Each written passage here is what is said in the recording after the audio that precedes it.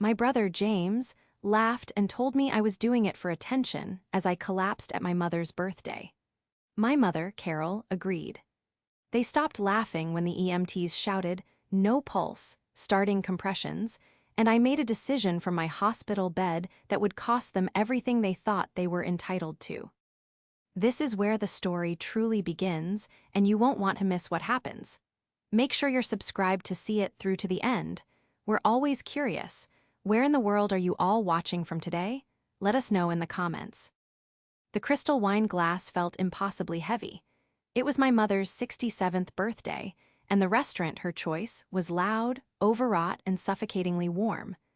I'd been feeling off all day, a strange, fluttery lightness in my chest that occasionally blossomed into a dull ache, accompanied by waves of dizziness. As a university librarian, my days were quiet, ordered, and predictable. This feeling was none of those things. But I said nothing. Saying something in my family was an invitation for dismissal. For Catherine, the quiet, bookish one, to complain of an ailment was to be dramatic. It was ruining the mood. And this was my mother, Carol's, night. More accurately, it was her son, James's, night to perform for her. My brother James was holding court, a half-empty bottle of expensive Cabernet in his hand. At 44, he was still the golden boy, a flashy car salesman with a dazzling smile, a booming laugh, and a big deal always just about to close. My mother adored him, her eyes tracking his every gesture with a proprietary shine. My husband, David, a software engineer who valued logic over volume, sat beside me, his knee pressing reassuringly against mine. He'd noticed my discomfort earlier, his brow furrowing. "You okay, Kath?" he'd murmured. I had waved him off with a tight smile. "Just tired. The archives were dusty this week." Now James raised his glass. "To the Queen, Mom, you don't look a day over. Well, let's just say you look fantastic. And to me, for inheriting your good looks." Everyone laughed, the sound tinny and distant. The fluttering in my chest was no longer fluttering. It was hammering, a frantic bird trapped against my ribs. The room suddenly tilted, the candlelight smearing into streaks of yellow. I gripped the edge of the table. "Catherine, raise your glass," Carol snapped, her smile not reaching her eyes. "Don't be rude." I tried to lift my arm, but it felt like it was encased in lead. A sharp, searing pain shot from my chest up into my jaw. I couldn't breathe. It wasn't a gasp for air. It was as if my lungs had simply forgotten their function. I don't," I managed to whisper, the faces around me blurred. "Oh, for heaven's sake," Carol sighed, rolling her eyes. "She's doing it again." "Seriously, Kath?" James laughed, a full-throated, dismissive bark. "It's a toast, not a final exam. You're just doing it for attention." He was still laughing as I slumped sideways. The last thing I heard before my head hit the plush carpet was my husband, David, roaring my name. Then, a profound, heavy silence. I surfaced for a moment to chaos. Someone was shouting. My chest was on fire, but not from the inside. There was an immense, rhythmic pressure. "Clear," a voice yelled. My body arched off the floor in a violent, unnatural spasm. I was no longer at the table. I was on the floor, my blouse ripped open. Strangers in blue uniforms were above me. "No pulse," a new voice said, his tone grim. "Starting compressions." I saw my mother, her face ashen, pressed against the restaurant's flocked wallpaper. I saw James, his smugness replaced by a slack-jawed, idiotic terror. And then I saw David. He was on his knees just out of the way, his face wrecked with a kind of primal fear I had never witnessed. "Don't you leave me, Catherine," he wept. It was in that moment, floating in the dark, agonizing space between worlds, that the laughter echoed in my memory. "You're just doing it for attention." The EMT checking my pulse hadn't just gone pale. He had looked at his partner with sheer, unadulterated panic. That's when the screaming had truly started. Not just David's, but my mother's. A thin, terrified wail, finally realizing this was not an act. As they lifted me onto the gurney, the world spinning into a siren-filled vortex, one clear, cold thought cut through the pain. They hadn't just laughed. They had waited. They had watched me die.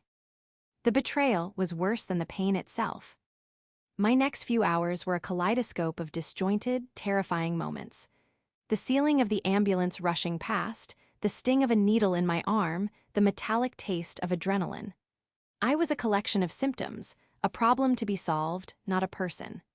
Voices swam around me, sharp and clinical, using words that struck terror into the few conscious parts of my brain. Sudden cardiac arrest. V-fib, we lost her foe. R a minute. Prolonged arrhythmia, get cardiology stat. I woke up properly in the sterile, beeping twilight of the intensive care unit. A tube snaked down my throat, and every inch of my body felt bruised, as if I'd been in a car crash. The rhythmic puffing of the ventilator was the only sound, save for the steady beep of the heart monitor.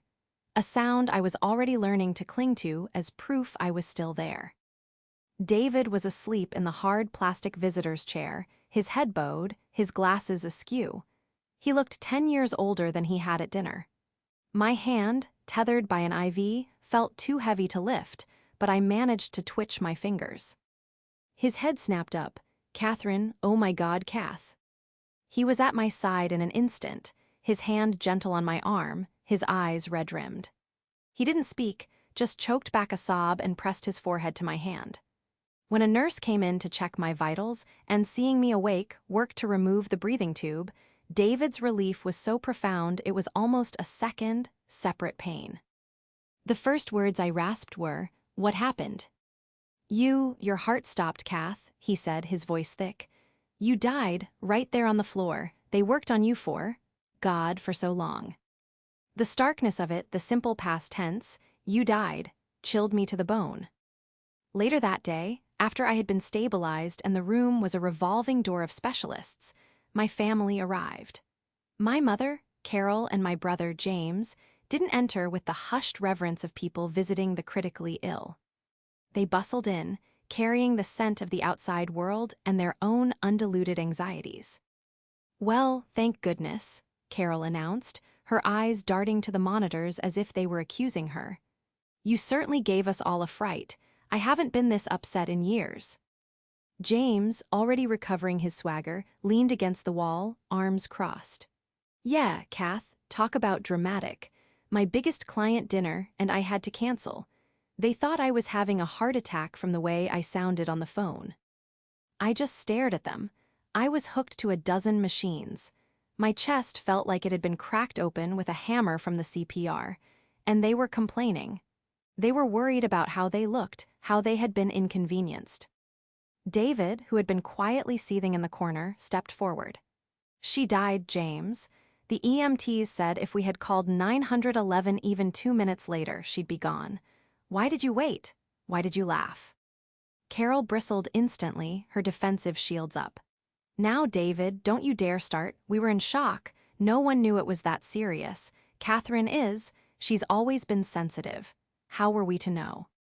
"I collapsed," I whispered, the words scraping my raw throat. "I couldn't breathe." "You looked pale, dear, that's all," Carol said, waving a dismissive hand. "James, tell her, it wasn't obvious." "Not at all," James agreed, looking at the floor. "1 minute you're fine, the next you're not. It was just a blur." They were lying. They were closing ranks, rewriting the narrative to absolve themselves. They weren't sorry they had delayed. They were annoyed they had been caught. They weren't relieved I was alive. They were relieved they wouldn't have to explain themselves at a funeral. As they bickered, arguing with David about what really happened, their voices faded into a dull drone.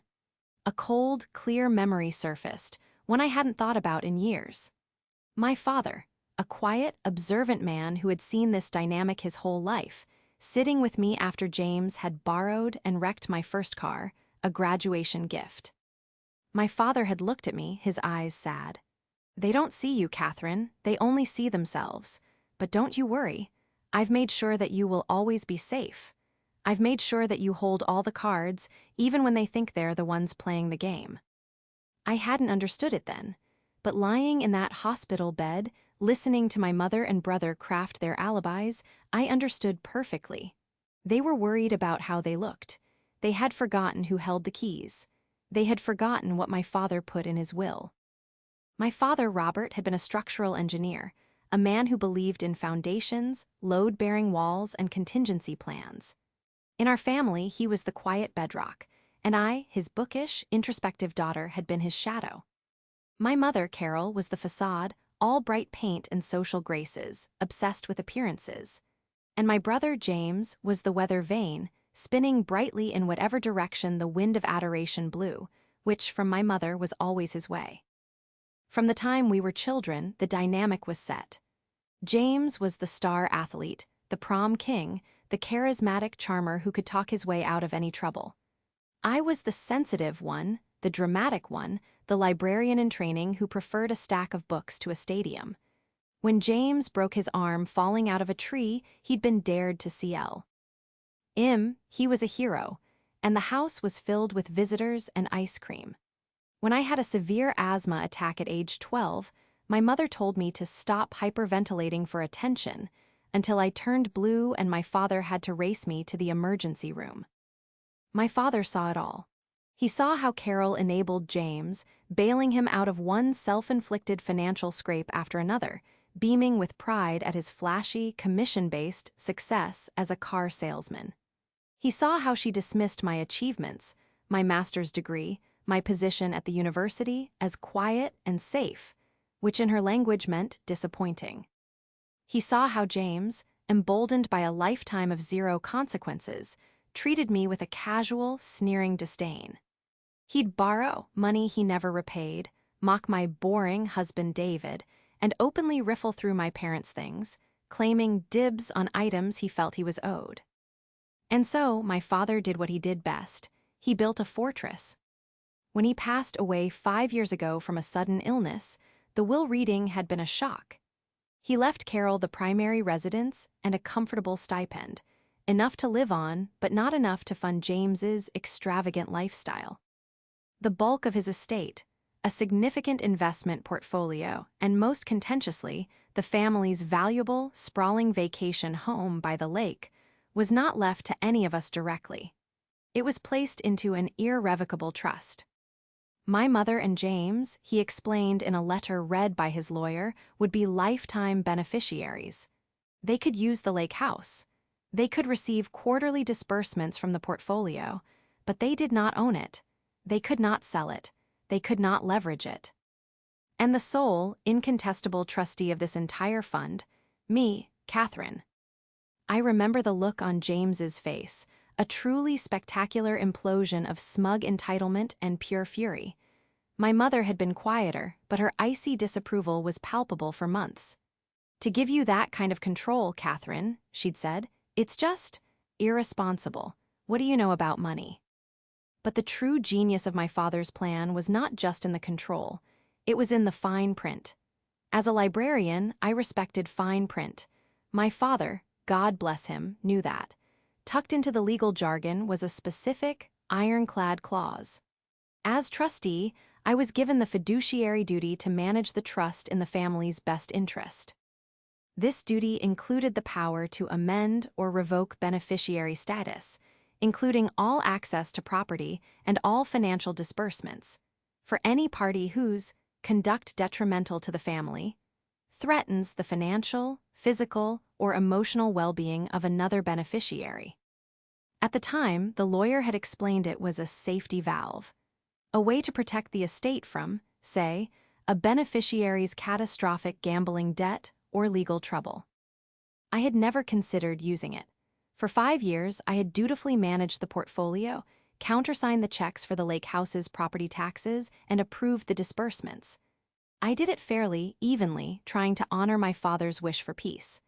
I had weathered their passive-aggressive comments, their reminders that I was just the bookkeeper, not the real owner. I had absorbed the imbalance, just as I always had, for the sake of a fragile truce.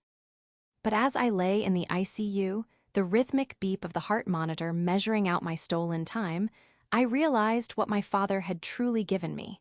It wasn't a fortress. It was a weapon. "Conduct detrimental to the family," I whispered to myself, the words tasting strange and powerful. What, I wondered, was more detrimental than laughing while a family member's heart stopped beating? What was more detrimental than rolling your eyes at a person who was, at that very moment, dying on a restaurant floor? My father hadn't just seen their casual cruelty. He had anticipated it. He had known that one day their dismissal of me might move from casual insult to active, life-threatening negligence. And he had given me, the quiet one, the sensitive one, the librarian, the power to enact a consequence so profound it would shatter the very foundation of their entitled lives. The turning point came 3 days later, disguised as a man with a kind face and a grim prognosis. Dr. Al-Jamil, the head of cardiology, sat on the edge of my hospital bed, my chart in his hands. David was beside me, his hand clasping mine. "Catherine," he began, his voice gentle but firm, "we've identified the cause of your cardiac arrest. You have a rare genetic condition called ARVC, or arrhythmogenic right ventricular cardiomyopathy. It's a disease of the heart muscle. It often presents this way, suddenly and catastrophically. A genetic condition. It was a relief in a way. It was real. It wasn't dramatics. It wasn't attention-seeking. It was a faulty gene, a ticking time bomb I'd been carrying my entire life." "So, what now?" David asked, his voice strained. "Medication, a procedure." Dr. Al-Jamil nodded. "You'll need an implanted defibrillator, an ICD. It will act as a safety net, shocking your heart back into rhythm if this ever happens again. And you'll be on beta blockers for life. With this, your prognosis is very good." I let out a breath I felt I'd been holding for days. "So, I'll be okay, I'll be back to normal." The doctor's kind expression tightened. He looked down at the chart, then back at me. "You will have a new normal, Catherine, and this is the difficult part. The condition itself is manageable, but there was damage done." "Damage?" I asked, my blood running cold. "When your heart stopped," he explained, "it was deprived of oxygen. The EMT report states they achieved a rhythm in the field, but there's a discrepancy. The time from your collapse, as reported by your husband, to the time 911 was called, and then to the time CPR was initiated. There was a significant delay." I stared at him, my throat closing. "I'm so sorry, Catherine," he continued, "but that delay, the minutes your brain and heart were without blood flow, it caused permanent, significant damage to your heart muscle. Your ejection fraction, that's the measure of how much blood your heart pumps out, is much lower than it should be. The tissue is scarred." He must have seen the look on my face, the dawning horror, the bottomless rage. "To be perfectly blunt," he said, his voice hardening with a sudden, protective anger, "the people who were with you waited. They watched you die. 5 more minutes, hell, maybe 2, and we wouldn't be having this conversation at all. You'd be gone. That damage, that's on them. 5 more minutes." The words echoed in the sterile room. All the air was sucked out, replaced by a cold, sharp resolve that felt like ice in my veins. My weakness, my fear, my lifelong habit of accommodating their cruelty, it all burned away. In its place was a quiet, precise librarian's fury. When the doctor left, David just looked at me. He didn't have to say anything. He knew. As a software engineer, he was a man who understood inputs and outputs, cause and effect. "David," I said, my voice shockingly steady, "get my laptop, and then I need you to make 2 calls." "Who?" he asked, his own anger simmering.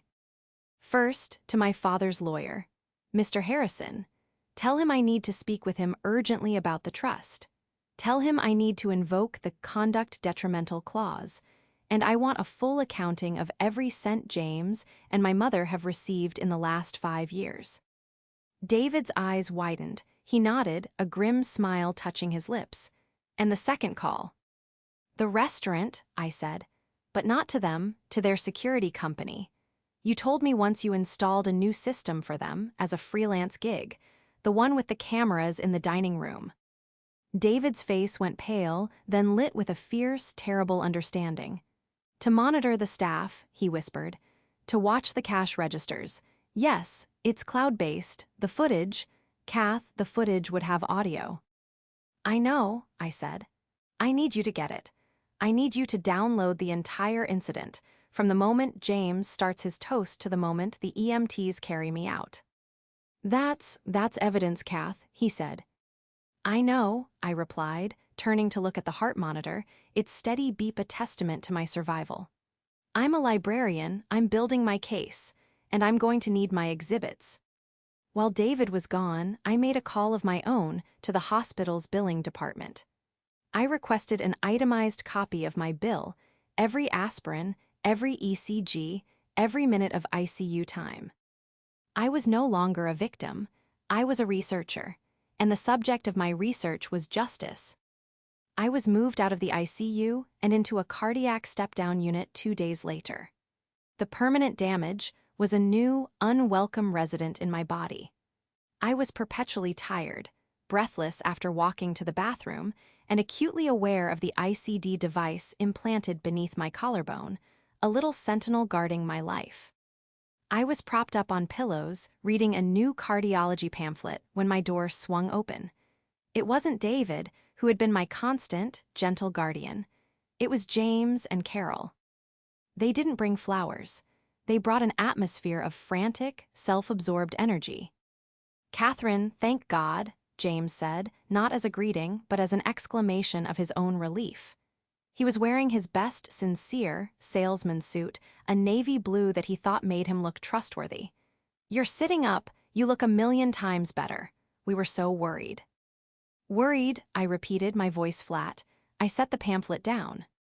"Beside ourselves," Carol chimed in, fussing with the blanket at the foot of my bed. "I've had a migraine for 3 days straight. The stress. Well, you can imagine." I didn't have to imagine. I looked from her pinched, annoyed face to James, who was practically vibrating with impatience. "So, Kath," he said, clearing his throat and attempting a charming smile. "Since you're, on the mend, I have a small favor to ask." I just stared at him.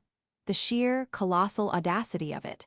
I was here, my life permanently altered because of them, and he was here to ask for a favor.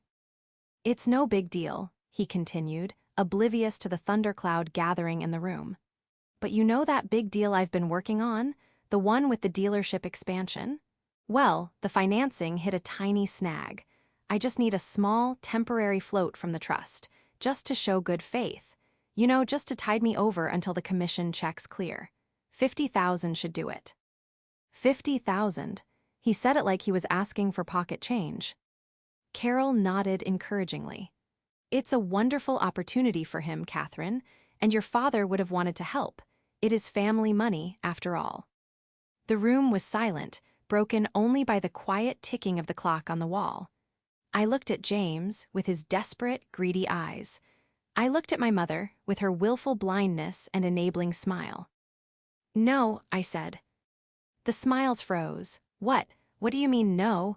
James stammered, his charm flickering. "I mean no, I will not be approving a $50,000 disbursement from the trust. Not now, not ever." "Catherine," Carol gasped, her hand flying to her chest in performative shock. "What has gotten into you? Your brother needs this." "What's gotten into me?" I asked, and I could hear the new, cold steel in my own voice. "A defibrillator. What's gotten into me is a permanently damaged heart muscle. What's gotten into me is a medical report that says I am lucky to be alive." James's face began to darken from charm to his more familiar, petulant anger. "Oh, stop it, Catherine. Yo. You are fine now, the doctors fixed you. You can't hold that over us forever. It was an accident." "Was it?" I asked. I picked up my phone from the bedside table. "Was it an accident when you laughed, James? When you said, 'You're just doing it for attention'?" His face went pale. "Was it an accident, Mom?" I continued, turning to her, "when you rolled your eyes and said, 'Stop acting'?" Carol began to sputter. We were in shock, we didn't know, you're twisting our words." "Am I?" I said. "It's amazing what you remember when you're lying on a floor, clinically dead. I remember the laughter, I remember the disgust, I remember everything." "This is ridiculous," James shouted, his voice rising. "You're being vindictive, you're just like Dad, holding that money over our heads." "It's not your money, James," I said softly. "It never was, it was Dad's, and now it's in a trust. A trust I control, a trust with rules." "What rules?" Carol snapped, sensing a true loss of control for the first time. "It's for the family." "It is," I agreed, "and it has a clause about conduct detrimental to the family. A clause about threatening the physical or emotional well-being of another beneficiary." I watched the color drain completely from both of their faces. The entitlement, the arrogance, the lifetime of casual cruelty, it all evaporated, replaced by a raw, naked panic. They finally understood. They weren't here to ask for a favor from sensitive Catherine. They were here at the mercy of the trustee. "Catherine," James said, his voice a desperate, oily whisper, "you wouldn't." "The doctor seems to think I should," I said, my gaze unwavering. "He was very clear about the physical well-being part, and so does the lawyer. I spoke to Mr. Harrison yesterday. He's reviewing the situation." Carol sank into the visitor's chair, her face a mask of horror. James just stared at me, his mask of the golden boy completely gone, revealing the terrified, empty man underneath. "Get out," I said, my voice suddenly thick with exhaustion. "Catherine, please," my mother began. "Get out, I'm done. I'm done with both of you." They scrambled from the room, their retreat as chaotic and undignified as their entrance. I was left in the silence, my heart thumping a new, steady rhythm against its electronic guardian. I had faced them.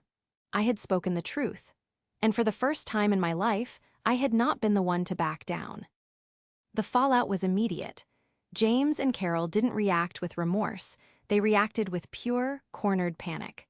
My phone, which had been quiet, began to light up with calls and texts from extended family members. My Aunt Millie, Carol's sister, was the first. "Catherine, dear, your mother is just devastated. She says you're holding this unfortunate incident against them. Surely you can find it in your heart to forgive. She's your mother." Then came my cousin, Kyle, James's partner in more than one failed venture. "Heard you're cutting James off, Kath. That's cold. He told me what happened, said you just fainted and everyone panicked. Don't let a little hospital trip break up the family." They were spinning. They were painting me as the villain, the cold, vindictive, money-hoarding sister who was using a little feint to punish her loving family. The narrative was so familiar it was nauseating. For my entire life, I was too sensitive, too dramatic. Now I was too cruel. But this time, I had an advocate who wasn't just in my corner. He was on the offensive. David, my logical, methodical, and quietly furious husband, had not been idle. While I was in the hospital, he had gone to visit Aunt Millie. He hadn't called. He hadn't argued. He simply sat her down at her own kitchen table, opened his laptop, and played the video. He did the same with two of my father's cousins, the ones who had always respected my dad's judgment and had looked at James with skepticism. The phone calls stopped, or rather they changed. Aunt Millie called back, her voice a reedy whisper. "Oh, Catherine, oh, my dear child, I had no idea, the sound of it, the laughter, and your mother, just watching, it's monstrous." My father's cousins sent a joint flower arrangement with a card that read, "Your father was a wise man. We stand with you." The ground had shifted. For the first time, the golden boy and his enabling mother had been exposed, their carefully crafted image shattered by 480 seconds of high-definition video and audio. Carol and James, sensing their support network had evaporated, tried a new tactic. They came to my home. I had been discharged a week earlier, and I was sitting on the sofa, bundled in a blanket, when the doorbell rang. David, seeing them through the peephole, motioned for me to stay put.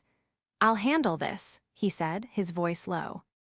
But I shook my head. "No, I will." I stood up, my new defibrillator a hard, reassuring lump under my skin, and walked to the door. I opened it. They looked terrible. Carol's face was puffy from crying, real tears this time, tears of self-pity. James looked haggard, his salesman's shine completely gone, replaced by a desperate, hunted look. "Catherine," Carol began, her voice trembling. "You can't do this, you can't, your father would be ashamed of you. He built that trust for this family." "He did," I agreed, my voice calm. I leaned against the doorframe, refusing to invite them into the sanctuary of my home. "He built it to protect his family, and I am his family. He built it to protect me from them." From us," Carol cried. "We love you." "You watched me die," I stated. It wasn't an accusation, it was a fact, as simple and as hard as granite. "You laughed, you rolled your eyes, you waited." "It was a mistake," James burst out, his voice cracking. "A horrible, stupid mistake. I thought you were joking. How many times do I have to say I'm sorry?" "You haven't," I said. "Not once. You've complained about your client dinner. You've asked me for $50,000. You've told my relatives I'm being vindictive. But you have never, not for 1 second, said you were sorry for what you did." "This isn't fair," James yelled. "You're ruining my life over a misunderstanding." I had been waiting for this. I looked past them, to David, who was standing in the hall, holding a large manila envelope. I nodded. He walked to the door and handed the envelope not to James or Carol, but to me. I took it, my hands perfectly steady. "This," I said, "is not a misunderstanding." I pulled out the contents. The first page was the cardiologist's official report. I held it up for them to see. "This is Dr. Al-Jamal's final assessment. I've highlighted the relevant part for you." I read it aloud, my voice clear and projecting, as if I were in a university lecture hall. "Patient presents with permanent, significant cardiac muscle damage. This damage is a direct and foreseeable consequence of a prolonged delay in resuscitation." I let the words hang in the air. "This," I continued, "is the itemized hospital bill. The total so far is just over $450,000 for the ambulance, the ICU, the surgery, the lifetime of medication I will now have to take." I paused, then looked directly at James. "And this," I said, holding up the final sheet, "is the estimate for the $50,000 car you wanted me to buy you." I dropped the papers back into the envelope. "This is not a misunderstanding," I said, my voice dropping to a whisper. "This is a bill, and it has come due. My father's lawyer has scheduled a final meeting. This Friday at 10 a.m. Be there, or don't. The outcome will be the same. Now, please get off my property." I closed the door on their stunned, horrified faces. I didn't slam it. I closed it quietly, clicked the deadbolt, and leaned against it, my heart beating, strong and steady. The law office of Mr. Harrison, my father's attorney, was exactly as I remembered it. Old-growth wood, leather-bound books that smelled of dust and wisdom, and a thick, sound-dampening carpet. It was a room designed for serious, unassailable decisions. I arrived at 9:50 a.m. with David. I was frail, yes, but I felt taller than I ever had in my life. I was wearing a simple, dark blue dress, professional, quiet, and resolute. I was no longer a patient. I was the trustee. James and Carol were already there, huddled in the waiting area. They looked like they hadn't slept. James was in his rumpled, sincere suit again, and Carol was clutching a tissue. They had brought their own lawyer, a slick young man who looked more like a third car salesman than a legal mind. Mr. Harrison, a man in his late 60s with my father's same quiet, observant eyes, greeted us. "Catherine, David, please come in. James, Carol, your counsel, please." We were seated around a massive mahogany conference table. At the head of the table, a large television monitor was dark. Mr. Harrison put on his glasses and folded his hands. "We are here today to discuss the Robert H. Grant Family Trust. As you know, Catherine, as sole trustee, has expressed her intent to review the beneficiary status of Mr. James Grant and Mrs. Carol Grant." "This is an outrage," James's lawyer began immediately. "My clients are being railroaded by a vindictive family member. We are here to contest this gross overreach of fiduciary duty." "Mr. Barnes," Mr. Harrison interrupted, his voice mild but with an underlying edge of iron, Your client, Mr. Grant, and his mother, Mrs. Grant, are beneficiaries at the pleasure of the trust. They are not owners. This is not a right, it is a privilege. And one, he added, that is contingent on specific behaviors, as outlined by Mr. Robert Grant himself. He looked at me. Catherine, you have the floor. I didn't stand. I sat, my hands placed neatly on the table in front of me. Thank you, Mr. Harrison. On the evening of my mother's birthday, I suffered a sudden cardiac arrest at the dinner table. An alleged, James's lawyer started. I ignored him and placed the first document on the table, sliding it toward the center. This is the full report from Dr. Al-Jamal, head of cardiology at University Hospital. It details my diagnosis of ARVC. It also details, and I quote, permanent cardiac muscle damage directly attributable to a significant delay in medical intervention. The report is absolute. The damage is real. James's lawyer paled slightly and picked up the report. This, I said, placing the second stack of papers on the table, is the itemized bill for my medical care to date. It totals $457,800. This does not include the lifetime of medication or future cardiac care I will require. Carol let out a small, strangled sob. And this, I said, my voice hardening, is the reason for that delay. I nodded to Mr. Harrison. He picked up a remote and turned on the monitor. The screen lit up with the interior of the restaurant. The audio was chillingly clear. We saw the toast. We saw me clutch my chest. We saw me slump to the floor. And then we heard it. Seriously, Kath, you're just doing it for attention. The sound of my brother's booming, dismissive laugh filled the silent, wood-paneled room. It was grotesque. We heard my mother sigh. Oh, for heaven's sake, she's doing it again. Stop acting. We watched the agonizing, unbearable stretch of time. We watched David, his face a mask of confusion then terror as he knelt beside me. Catherine, her lips are blue. Call 911. Call 911. We watched James and Carol hesitate. We watched them bicker. David, calm down, you're scaring her. She's not breathing. David's scream on the video made Carol jump in her chair. We watched the entire, horrifying 480 seconds until the EMTs burst through the door, the moment one checked my pulse and the sheer panic in his voice. No pulse. Starting compressions. When the screen went black, no one spoke. Carol's lawyer was staring at his legal pad, his face white. Carol herself was openly weeping, her hands over her face. James, however, was breathing heavily. His mask of contrition had shattered, and raw, cornered fury was underneath. So what? He spat, his voice trembling. So what? It was a mistake. It was dark. We were confused. You can't ruin my life for that. I. He shot to his feet, his salesman's desperation taking over. He wasn't a son. He wasn't a brother. He was a man watching his commission, his car, his entire life disappear. This is my money, my inheritance. You librarian, you've been waiting for this. You've always been jealous.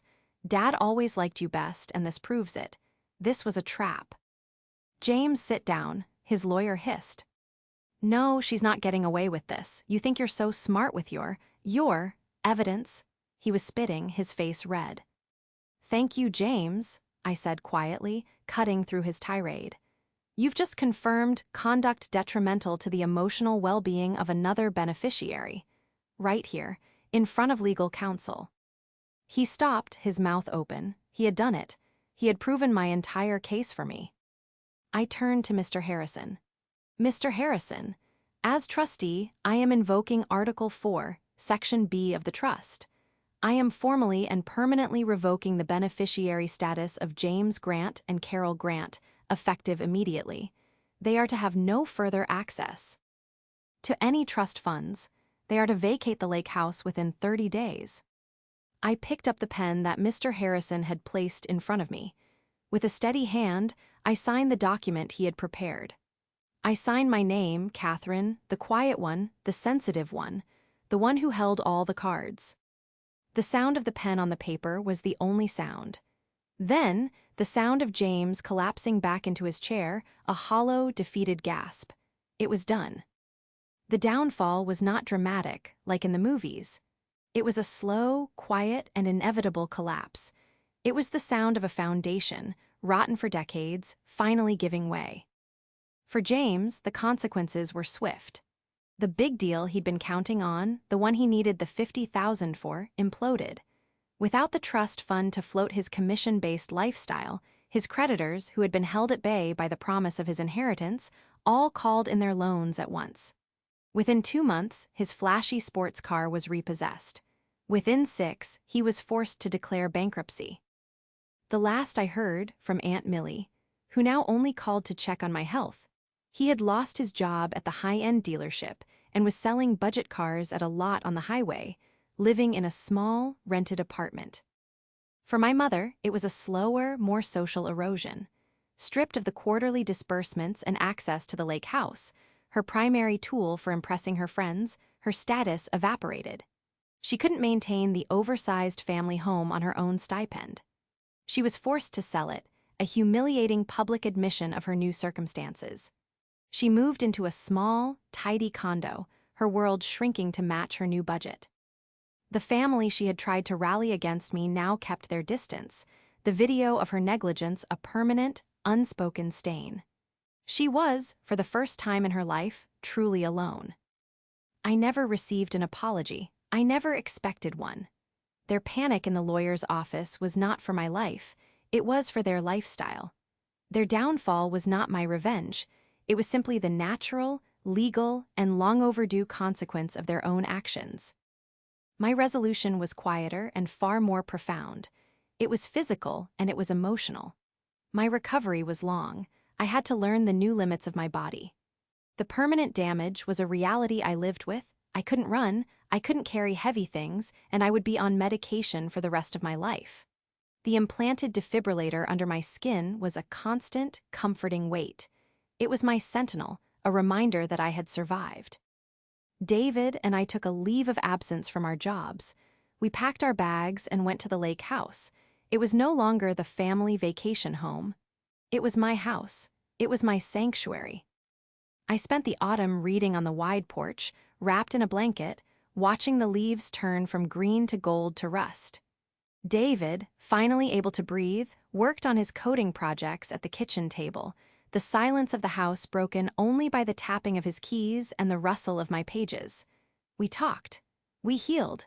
We found our new normal.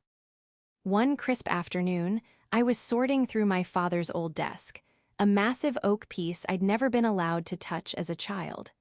Tucked in the back of a drawer, beneath old blueprints, I found a small, locked metal box. The key was taped to the bottom. Inside, there was no money. There were no jewels. There was just a letter in my father's neat, angular handwriting. It was addressed to me. "My dearest Catherine," it began. "If you are reading this, it means I am gone, and it likely means they have finally pushed you too far. I am so sorry I am not there to protect you. I tried in life to be your shield. In my passing, I have tried to give you a sword."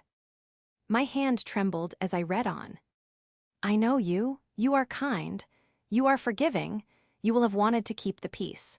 You will have taken their abuse for far longer than you should have, simply because it was easier. But I knew a day might come when their selfishness would become dangerous. I knew that their casual disregard could one day cost you everything. I did not create the trust to punish them, Catherine. I created it to free you, to give you the power to say no, to give you a fortress they could not breach. Whatever they did to make you use this, know that it was not your fault. It was their choice. Live your life, be happy, be safe. Know that you were, and always will be, the daughter who was my entire heart." I closed the letter, tears streaming down my face, and held it to my chest. He had seen it all. He had known. I looked out the window, over the calm, steel-blue water of the lake. My heart, my damaged, scarred, and resilient heart, beat a steady, strong rhythm. The house was quiet. I was safe. And for the first time in my life, I was finally, completely at peace.